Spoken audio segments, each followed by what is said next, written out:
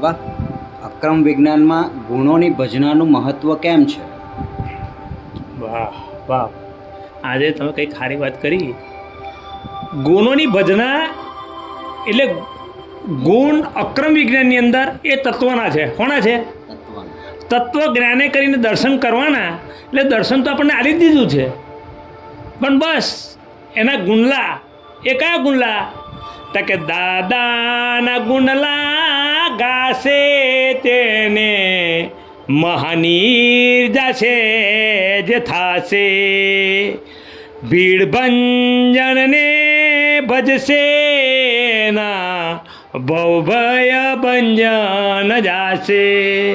એટલે ગુણોની ભજના દાદા ભગવાન એટલે તત્વ સ્વરૂપે શુદ્ધ આત્મા સ્વરૂપ છે અને એના એટલા બધા ગુણો છે. અનંત ગુણોને જોવામાં પરિણામેલી, અનંતી અવસ્થાઓમાં જોવામાં પરિણામેલી, અનંત જ્ઞાનોને જાણવા પરિણામેલી, અનંત દ્રષ્ટિઓને જોવામાં પરિણામેલી અનંતી અવસ્થાઓમાં હું સંપૂર્ણ શુદ્ધ છું, સર્વાંગ શુદ્ધ છું. એ અનુભવ છે. શું છે અંકિતભાઈ? અનુભવ છે બાબા. અને ક્રમિક માર્ગની અંદર દેહાધ્યાસ, અને દેહાધ્યાસની અંદર દેહના ગુણો હોય એની ભજના હોય.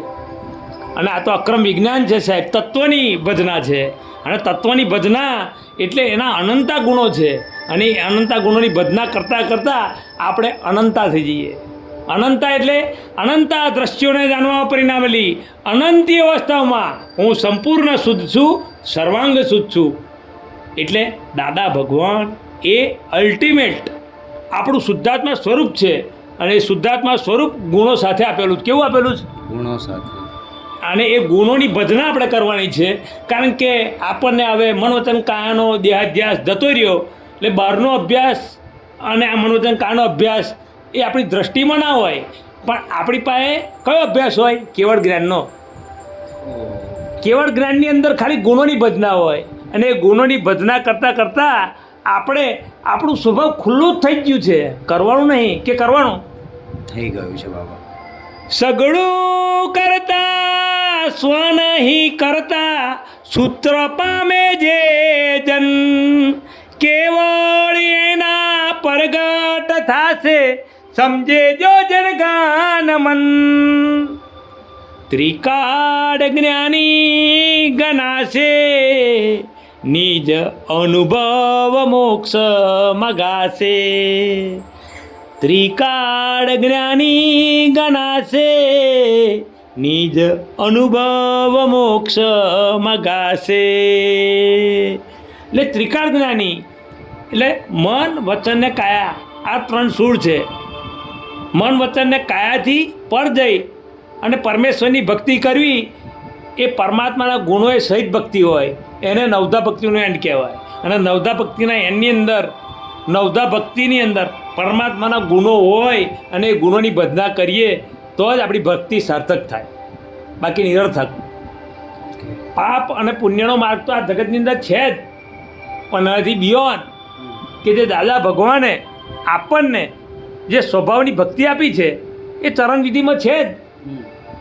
અને ચરણવિધિ એ જ આપણું નિસ્વરૂપ જવું છે. નિજ સ્વરૂપ. 5 આજ્ઞા એ જ આપણું નિસ્વરૂપ જવું છે. 5 આજ્ઞા એ જ આપણું નિજ સ્વરૂપ છે. હવે ટેકાની જરૂર ખરી? ના બાબા. અવલંબનની જરૂર ખરી? ના બાબા. અનુભવની દશા છે.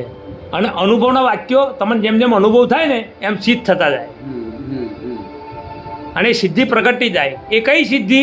કારણ કે સંસારમાં વાપરવાની નહીં, કેવળ જ્ઞાનમાં વપરાય. કઈ વપરાય? કેવળ જ્ઞાન. સંસારમાં ના વપરાય. કારણ કે સંસારમાં હવે કશું જોતું નહીં. હવે તો મોક્ષે જાવું છે, બીજો કોઈ વિકલ્પ ના હોય.